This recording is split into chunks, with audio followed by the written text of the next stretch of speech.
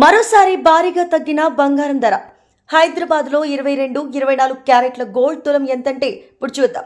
యుద్ధం కారణంగా ప్రపంచవ్యాప్తంగా ద్రవ్యోల్బణం పెరుగుతుందనే భయం ఉన్నప్పటికీ ఇన్వెస్టర్లు బంగారం కంటే డాలర్ వైపు ఎక్కువ ఆసక్తి చూపిస్తున్నారు.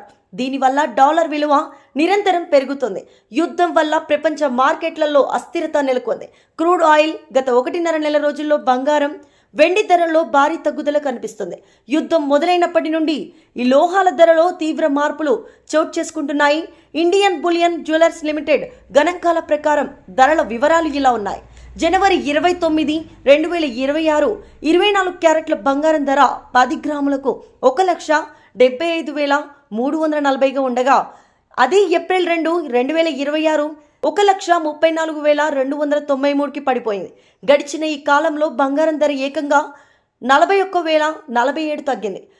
ఇక వెండి ధర విషయానికి వస్తే దీని ధర 1.52 లక్షల డౌన్ అయ్యింది. ఇక జనవరి 29, 2026 కిలో వెండి ధర 3,79,888 వద్ద ఉండేది. అదే ఏప్రిల్ 2, 2026 నాటికి 2,27,813కి చేరుకుంది. ఈ విధంగా చూస్తే వెండి ధరలో మొత్తంగా 1.52 లక్షల మేర భారీ పతనం నమోదైంది. ఇక తాజా పరిస్థితుల విషయానికి వస్తే దేశీయంగా బంగారం, వెండి ధరలలో హెచ్చు తగ్గులు చోటు చేసుకుంటున్నాయి. ఏప్రిల్ 6వ తేదీన తులంపై 1,800 వరకు తగ్గింది.